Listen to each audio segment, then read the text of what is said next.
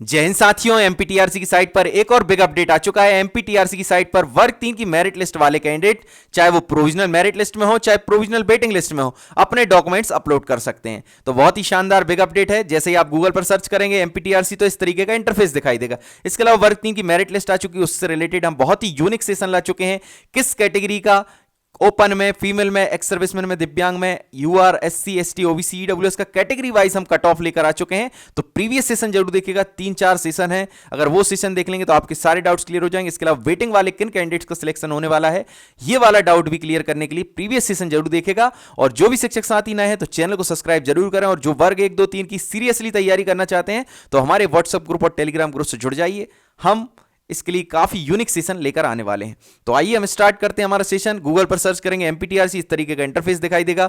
आप candidate sign up कर चुके हैं, यानी कि अपनी आईडी क्रिएट कर चुके हैं, रजिस्ट्रेशन कर चुके हैं, प्रोफाइल रजिस्ट्रेशन। फिर अब आप करेंगे कैंडिडेट लॉगिन, ठीक है ना। जैसे ही आप कैंडिडेट लॉगिन करेंगे, जिन कैंडिडेट्स ने अभी तक प्रोफाइल रजिस्ट्रेशन नहीं किया है, वो वेट कर रहे थे मेरिट लिस्ट का, तो वो क्या करेंगे, सबसे पहले तो प्रोफाइल रजिस्ट्रेशन करेंगे। यहां पर जाएंगे कैंडिडेट साइन अप पर। कैंडिडेट साइन अप पर जाने के बाद यहां पर सिलेक्ट करेंगे कौन से ग्रेड में है आप, वर्ग 1 में, वर्ग 2, वर्ग 3, यानी कि प्राथमिक शिक्षक के लिए कर रहे हैं तो प्राथमिक शिक्षक सिलेक्ट करेंगे। यहां पर रोल नंबर एंटर करेंगे, यहां पर डेट ऑफ बर्थ एंटर करेंगे। उसके बाद roll number, date of birth, ऊपर प्राथमिक शिक्षक, यहां पर अपना मोबाइल नंबर या फिर Gmail ID, registered mobile number या फिर जीमेल आईडी एंटर्ड करेंगे। उसके बाद यहां पर अपना कैप्चर डालेंगे और सेंड करेंगे। इसके अलावा नेक्स्ट प्रोसेस क्या होने वाली, इससे रिलेटेड हम बहुत ही यूनिक सेशन ला चुके हैं। अगर आपने प्रीवियस सेशन नहीं देखा तो वो जरूर देखिएगा, वहां से आप सारी चीजें क्लियर कर पाएंगे। अभी हम देखते हैं जो कैंडिडेट अपनी आईडी क्रिएट कर चुके हैं वो जाएंगे कैंडिडेट लॉगिन पर। कैंडिडेट लॉगिन पर जैसे ही जाएंगे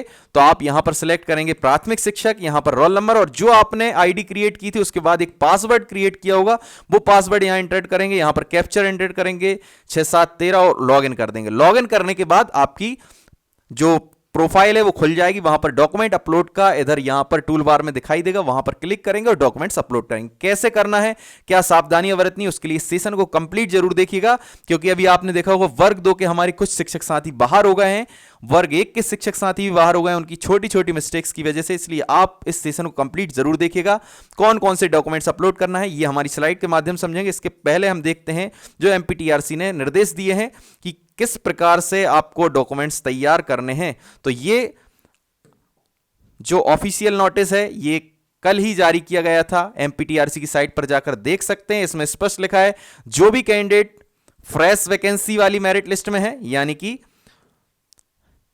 चयन सूची यानी कि मेरिट लिस्ट में है, या फिर जो बैकलॉग की वैकेंसी उसकी मेरिट लिस्ट में, या फिर जो वेटिंग लिस्ट में है, वो सारे कैंडिडेट्स डॉक्यूमेंट्स अपलोड करेंगे और सारे कैंडिडेट्स का वेरिफिकेशन भी होगा, ठीक है ना। इसके अलावा इन कैंडिडेट्स को 29 दिसंबर से 4 जनवरी तक डॉक्यूमेंट्स अपलोड करना है। सबसे मेन चीज ये है कि जो भी कैंडिडेट रिजर्वेशन का लाभ ले रहे हैं, रिजर्वेशन कैंडिडेट को के लिए डिजिटल प्रमाण पत्र बनवाना है, ठीक है ना। तो बहुत सारे कैंडिडेट्स के हमारे पास डाउट्स आ रहे हैं कि सर अब क्या हमें डिजिटल प्रमाण पत्र बनवाना पड़ेगा। बिल्कुल बनवाना पड़ेगा, पर सबसे बड़ी चीज यह है कि भाई 4 दिन में डिजिटल प्रमाण पत्र बन के कैसे आएगा, क्योंकि जाति प्रमाण पत्र में तो थोड़ा सा समय लगता है। तो अब क्या ऑप्शन है, ऑप्शन यही है कि भैया पुराना है तो वही अपलोड कर देंगे, और डिजिटल के लिए जब तक वेरिफिकेशन होगा तब तक बनवाने की पूरी प्रक्रिया कर लेंगे, ताकि जब तक प्रोसेस हो, जब तक वहां पर वेरिफिकेशन हो, तब तक हमारा डिजिटल कंप्लीट हो जाए। तो आई होप आप समझने का प्रयास करेंगे। तो सभी को डिजिटल जरूर बनवा लेना है जाति प्रमाण पत्र। इसके लिए वर्ग 1, 2 में भी जब वेरिफिकेशन चल रहा था, इसके लिए एक अलग से नोटिस जारी किया था कि जिन कैंडिडेट्स के डिजिटल नहीं है वो डिजिटल जरूर बना ले। इसलिए इसके लिए पहले से ही जारी कर दिया है, पर यहां पर लिखा नहीं है कि डिजिटल ही अपलोड करना है। अब डिजिटल बनाने में 5 दिन में तो शायद बन नहीं पाएगा, अभी सैटरडे भी आने वाला, संडे आने वाला है, तो आप अपने स्व विवेक का यूज करें। अभी फिलहाल में कुछ नहीं होगा तो भाई क्या करें, वही अपलोड कर देंगे जो है, पर जब तक वेरिफिकेशन होना तब तक आपको कंप्लीट करना पड़ेगा जाति प्रमाण पत्र, ठीक है ना। आई होप आप ध्यान रखेंगे। इसके अलावा जो भी आय आधारित आरक्षण का लाभ ले रहे हैं, यानी कि ये बात हो रही सीधी सी ईडब्ल्यूएस की, ठीक है ना। तो ईडब्ल्यूएस वाले कैंडिडेट्स के लिए ध्यान रखना है कि इसी वित्तीय वर्ष का आय प्रमाण पत्र भी बनवाना है, यानी कि ईडब्ल्यूएस के साथ साथ आपका आय प्रमाण पत्र भी रेडी होना चाहिए, क्योंकि आय प्रमाण पत्र के आधार पर ही आपका ईडब्ल्यूएस बना है, ठीक है ना। तो आप ये विशेष ध्यान रखेंगे। इसके अलावा हमारे जो भी दिव्यांग साथी हैं उन दिव्यांग साथियों के लिए भी एक स्पष्ट निर्देश दिया गया है कि दिव्यांग श्रेणी में जिन कैंडिडेट्स का चयन हुआ है उनको 40% या उससे अधिक दिव्यांगता का सक्षम अधिकारी या मेडिकल बोर्ड द्वारा नवीनतम एवं वैध दिव्यांगता प्रमाण पत्र अपलोड करना अनिवार्य है। यानी कि आपका लेटेस्ट होना चाहिए, नया होना चाहिए, उस एक्सपायर ना हो गया हो। इसके अलावा कैसा होना चाहिए, वैध होना चाहिए। तो ये इतनी चीजों का आप सावधानी पूर्वक ध्यान रखें। डिजिटल जरूर बनवा लें, जाति है ना। उसके अलावा इसको भी आप देख लें, दिव्यांग अगर आपका एक्सपायर हो गया तो इसको भी आप रिन्यू करा लें या फिर दोबारा बनवा लें, जो भी है, ठीक है ना। यहां पर स्पष्ट निर्देश दिए गए हैं, अगर आप ये गलती करेंगे तो आपको अमान्य कर दिया जाएगा, इस प्रोसेस से बाहर कर दिया जाएगा। अब हम ये देखते हैं कौन कौन से डॉक्यूमेंट्स हमें अपलोड करने हैं, ठीक है ना। और बाकी आप वर्ग 3 की हमारी प्लेलिस्ट जरूर देखिएगा। वर्ग 3 में काफी यूनिक सेशन है, वर्ग 1 में भी यूनिक सेशन है, वर्ग 2 में भी। अगर आप वर्ग 1, 2, 3 की तैयारी करना चाहते हैं तो प्लेलिस्ट में काफी यूनिक सेशन है। मेरिट लिस्ट से रिलेटेड भी हम यूनिक सेशन ला चुके हैं, अगर आपने वो सेशन नहीं देखे तो वो जरूर देखिएगा, ताकि आपके सारे डाउट्स क्लियर हो, ठीक है ना। यहां पर हम देखते हैं, सबसे पहला स्पष्ट निर्देश दिया है, जन्म तिथि के लिए आपको 10वीं की मार्कशीट अपलोड करनी होगी। यानी कि डेट ऑफ बर्थ के लिए, डीओबी के लिए 10th की मार्कशीट, उसके अलावा 12th की मार्कशीट भी अपलोड करनी होगी, क्योंकि minimum qualification 12th plus D.Ed, DLED या फिर BLED है। तो अगर आपने 12th किया, कुछ कैंडिडेट्स के क्वेश्चन है कि साहब हमने 12th किया और हमारी ग्रेजुएशन की मार्कशीट आई नहीं है। आपने किया 12th, ठीक है, और उसके बाद आपने D.Ed भी कर लिया या फिर DLED कर लिया, जो भी है, D.Ed या DLED कर लिया, ठीक है ना। और फिर आप ये कह रहे हैं कि साहब हम यूजी चल रही है, हमारी यूजी कंप्लीट नहीं हुई, तो हम क्या करें। यूजी कंप्लीट नहीं हुई तो यूजी आप अपलोड ही मत करिए, आप सिर्फ और सिर्फ मिनिमम क्वालिफिकेशन अपलोड करिए, 12th प्लस D.Ed। इसमें कोई इशू नहीं है। यहां भले ही लिखा है कि स्नातक की भी आप अपलोड करें, स्नातक तभी अपलोड करें जब आपने B.Ed किया हो। B.Ed नहीं किया तो क्या मतलब उसको अपलोड करने से। सबसे साधारण सा सिंपल यही है कि 10th की करो DOB के लिए, 12th की करो मिनिमम क्वालिफिकेशन और D.Ed कर दो, ठीक है ना।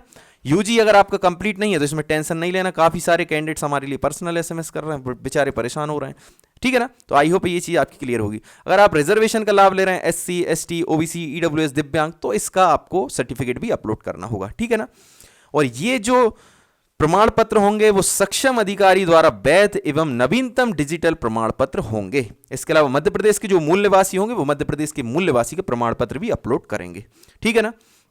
इसके अलावा अतिथि शिक्षक से संबंधित एक और, इसमें अभी वर्ग 1 के जो डॉक्यूमेंट्स अपलोड हुए थे और डॉक्यूमेंट वेरिफिकेशन हुए तो उसमें देखा कि अदर स्टेट वाले कैंडिडेट्स ले आए अपने रिजर्वेशन कैटेगरी का। जैसे अदर स्टेट के कोई मानकर चलिए OBC या SC, ST किसी भी कैटेगरी से हैं और उनने अपना डॉक्यूमेंट भी अपलोड कर दिया और वो वेरिफिकेशन कराने आ गए। भाई अदर स्टेट वाले कोई भी कैंडिडेट्स हो वो UR ओपन में जाते हैं, चाहे अदर स्टेट के मेल हो, चाहे फीमेल हो, चाहे किसी भी रिजर्वेशन कैटेगरी से हो, इन सभी का सिलेक्शन होता है UR ओपन में। अगर आप मेरे साथ बने हैं तो ये सारी चीजें तो वैसे ही इजीली सारी चीजें क्लियर होंगी।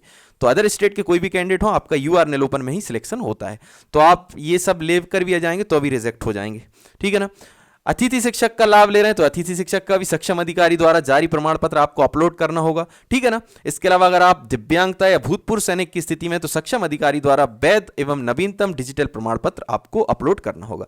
अगर आपने B.Ed किया है तो ही B.Ed की मार्कशीट अपलोड करें, अगर D.Ed अकेला किया D.Ed और 12th कर दें। अगर आपने B.Ed किया है तो सभी सेमेस्टर और वर्षों की मार्कशीट अपलोड करना है। इससे रिलेटेड भी रिजेक्ट हुए हैं काफी सारे कैंडिडेट्स। अगर आपने मेरा वो सेशन देखा होगा तो मैंने आपको बताने का प्रयास किया है कि कुछ कैंडिडेट्स ऐसे थे जिनने सारे सेमेस्टर या फिर जिनकी ईयरली हुई थी यूजी ग्रेजुएशन, उनने सारे सेमेस्टर की मार्कशीट अपलोड नहीं की, ना ही वेरिफिकेशन में वहां पर प्रस्तुत कर पाए और ना ही सारे ईयर वाली जितनी ईयर वाइज थी, मानकर चलिए 3 साल की होती है यूजी, 3 साल की ना तो अपलोड की ना ही वहां पर वेरिफिकेशन मिलेगा। तो इस कारण ये रिजेक्ट हो गए, इनको प्रोसेस से बाहर ही कर दिया। इसलिए ध्यान रखें, सारे सेमेस्टर की सारे वर्षों की मार्कशीट अपलोड करें। सबसे बड़ा क्वेश्चन यहां पर यह है कि भाई साहब अब वो कैंडिडेट क्या करें जिनको सिर्फ एक ही मार्कशीट मिलती है पूरे 3 साल की, तो उनके लिए क्या स्पेशल कंडीशन है। तो आपका कुछ नहीं कर सकते, आपका भाई कोई ऑप्शन ही नहीं है। कुछ कैंडिडेट्स के अभी मेरे पास ये सवाल आए हैं कि साहब हमने 3 साल की कोई ग्रेजुएशन करी और हमें सिर्फ और सिर्फ एक ही मार्कशीट मिली है, अब क्या करें। अब एक ही मिली तो एक ही अपलोड कर दो, ठीक है। फिर वहां पर अधिकारियों को बता देना कि भाई ऐसा ऐसा है हमारे साथ, हमारी यूनिवर्सिटी में मिलती नहीं। ऐसा ना हो कि आपको अकेली ना मिली हो, आपकी यूनिवर्सिटी में सबको नहीं मिलती तो फिर वो यूनिवर्सल हो जाएगा थोड़ा सा मामला। तो फिर वो आप अधिकारी गण को बता देंगे तो वो थोड़ा कंसीडर कर लेंगे, वो भी आप सभी के हित के लिए ही बैठे हैं वहां पर, है ना। तो ये भी कोई दिक्कत नहीं है। वैसे तो आपको कोशिश ये करना आपकी यूनिवर्सिटी से 3 साल की लेके आए, जितने भी सेमेस्टर होते हैं पूरे सेमेस्टर की लेके आए, पर आपकी यूनिवर्सिटी बाई चांस देती ही नहीं है तो फिर वो बात अलग हो जाती है।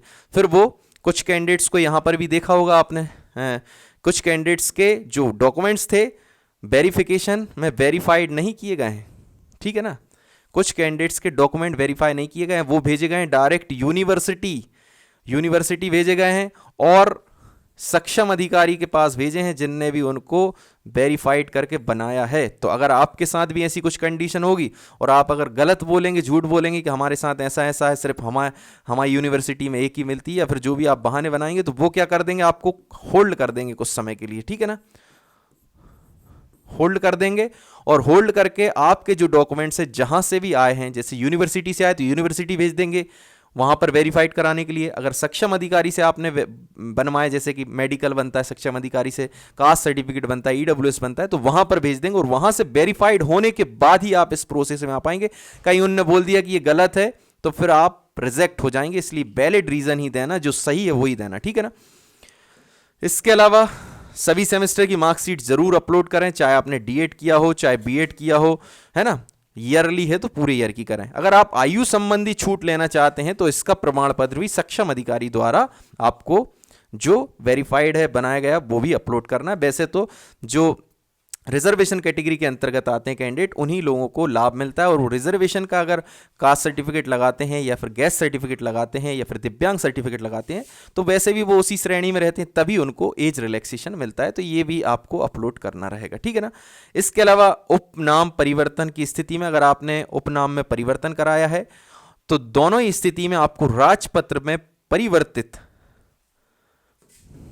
इसका प्रमाण पत्र भी आपको अपलोड भी करना होगा और वेरिफिकेशन के टाइम भी आपको ले जाना होगा। आई होप आप समझने का प्रयास करेंगे। वर्ग 3 की एक हमने नई निर्देशिका करके एक प्लेलिस्ट में एक आपका सेशन मिलेगा, बहुत ही यूनिक सेशन है। उसमें वर्ग 3 की स्टार्टिंग फॉर्म भरने से लेकर के ज्वाइनिंग तक की कंप्लीट प्रोसेस है, किस तरीके से मेरिट लिस्ट आती है हम उसी में बता चुके हैं, किस तरीके से वेरिफिकेशन होता है ये भी हमने उसमें बताया, कौन कौन से डॉक्यूमेंट्स लगते हैं, वेरिफिकेशन के बाद फाइनल मेरिट लिस्ट किस तरीके से आती है, फाइनल मेरिट लिस्ट के बाद ज्वाइनिंग लेटर लेने जाते हैं तब कौन से डॉक्यूमेंट्स की आवश्यकता पड़ती है, और फिर ज्वाइनिंग लेटर किस तरीके से मिलता है, स्कूल अलॉटमेंट लेटर किस तरीके से मिलता है, ज्वाइनिंग किस तरीके से, सारी चीजें बताई निर्देशिका देखिएगा, आपके सारे डाउट्स क्लियर होंगे। इसमें हम शॉर्टली देखने का प्रयास करेंगे। तो ये सारे डॉक्यूमेंट्स हैं जो आपको अपलोड करने हैं। 10th करना आपको डीओबी के लिए, ठीक है ना, डेट ऑफ बर्थ के लिए, और 12th करना है मिनिमम एजुकेशन क्वालिफिकेशन है, और प्लस अगर आपने डीएड किया है तो सिर्फ इतने ही अपलोड करें, इससे ज़्यादा ना करें। यूजी करने की आवश्यकता नहीं है, पीजी करने की आवश्यकता नहीं, फिर भी इच्छा नहीं बताई, इच्छा नहीं मान रहा है, मन नहीं मान रहा है तो फिर कर देना अपनी इच्छा अनुसार। पर जिनका भाई यूजी कंप्लीट ही नहीं हुआ, रनिंग में चल रहा है, बहुत सारे कैंडिडेट बहुत सवाल पे सवाल करे जा रहे हैं, तो आपको परेशान होने की आवश्यकता बिल्कुल भी नहीं है। आप बिल्कुल भी यूजी मत करो, 12th कर दो प्लस 10th कर दो प्लस डीएड कर दो। अगर आपने बीएड कर लिया है तो बीएड तो आप तभी कर सकते हैं ना जब आपने यूजी किया होगा, यूजी यानी कि ग्रेजुएशन किया होगा, तभी आप बीएड कर सकते हैं। तो यूजी जब कंप्लीट है और बीएड किया है तो फिर आपको यूजी और प्लस बीएड दोनों अपलोड करने होंगे, ठीक है ना। इसके अलावा मूल निवासी जो मध्य प्रदेश के मूल निवासी होंगे उनको करना होगा। कास्ट का जो लाभ ले रहे होंगे एससी एसटी ओबीसी और दिव्यांग साथी, उनको कास्ट का करना होगा। गेस्ट का जो लाभ ले रहे होंगे अतिथि शिक्षक होंगे वो गेस्ट का अपलोड करेंगे। दिव्यांग साथी अगर दिव्यांग का लाभ ले रहे हैं, दिव्यांग से फॉर्म फिल कर रहे हैं, दिव्यांग का अपलोड करेंगे। एक्स सर्विसमैन साथी अगर एक्स सर्विसमैन से फॉर्म फिल कर रहे हैं तो एक्स सर्विसमैन का अपलोड करेंगे। और सरनेम अगर जिनने चेंज कराया तो उससे रिलेटेड भी डॉक्यूमेंट अपलोड होगा और आपको वेरिफिकेशन के टाइम भी लेकर जाना है। ये सारे डॉक्यूमेंट्स अपलोड करना है और वेरिफिकेशन के दिन सिर्फ और सिर्फ ये एक्स्ट्रा आपको लेकर जाना है। ये सारे डॉक्यूमेंट्स जो आपने अपलोड किए हैं, जिस दिन आपका वेरिफिकेशन होगा वो सारे डॉक्यूमेंट्स वेरिफिकेशन में लेकर जाना है। इसके अतिरिक्त ये डॉक्यूमेंट्स लेकर जाना है, पीवी का जो रिजल्ट यानी कि स्कोर कार्ड है, आधार कार्ड और 6 फोटो। ये जो रेड कलर से दिखाई दे रहे हैं इनको अपलोड नहीं करना है। ये तो जब आप वेरिफिकेशन कराने जाएंगे ना डिस्ट्रिक्ट लेवल पर तब ये साथ लेकर जाने हैं। अभी तो जो डॉक्यूमेंट्स अपलोड करने वो ब्लैक कलर से 8 पॉइंट आपको दिखाई दे रहे हैं और जो टीआरसी की साइट पर थे उनको भी हमने प्रीवियस स्लाइड के माध्यम से समझने का प्रयास किया। और ये जो आप वेरिफिकेशन कराने जाएंगे तब ये भी साथ में लेकर जाएंगे और ये सारे 3 सेट में लेकर जाएंगे। और हम इससे रिलेटेड एक सेशन कंप्लीट बना चुके हैं तो वो सेशन जरूर देखेगा ताकि आपके सारे डाउट्स क्लियर हों। और एमपीटीआरसी की साइट पर जाकर जल्दबाजी में आप चॉइस फिलिंग ना करें, ठीक है ना। आराम से डॉक्यूमेंट अपलोड करें। चॉइस फिलिंग आ जाता है, कभी डॉक्यूमेंट आ जाता है, क्योंकि वर्ग 1 2 3 तीनों की प्रोसेस चल रही है। कहीं डॉक्यूमेंट्स अपलोड हो रहे हैं, कहीं चॉइस फिलिंग हो रही है, ठीक है ना। तो आप जल्दबाजी में डॉक्यूमेंट्स अपलोड ना करें, अच्छे से देखकर अपलोड करें। जो साइज निर्धारित किया गया है उतने ही साइज में। आप अगर नहीं कर पाते हैं तो फिर आप जाइए बढ़िया कोई से कंप्यूटर कैफे पर जाइए, ठीक है ना। तो कंप्यूटर सेंटर जाइए, वहाँ पर वो रीसाइज भी कर देते हैं, अच्छे तरीके से अपलोड कर देते हैं। और ये ध्यान आपको भी देना है कि वो अपलोड हुए हैं अथवा नहीं हुए हैं, ठीक है ना। डेट का विशेष ध्यान रखें, 4 जनवरी तक ही आपके लिए डेट दी गई है। हो सकता है आपके लिए थोड़ी बहुत बढ़ा दी जाए, पर आप इसको 4 जनवरी ही मानकर चलें। आपकी आज से स्टार्ट हो गई है अभी से, और 4 जनवरी तक आपको ये अपलोड करने हैं। आई होप कि ये सेशन आप सभी को अच्छा लगा होगा। इसी तरीके की इन्फॉर्मेशन के लिए बने रहिए आपके अपने यूट्यूब चैनल धाकड़ क्लासेस एजुकेशन इन्फॉर्मेशन पर। अगर आप चैनल पर नए हैं तो प्लीज़ चैनल को सब्सक्राइब करें, वीडियो को लाइक करें, वीडियो को ज़्यादा शेयर करें। जय हिंद, जय भारत।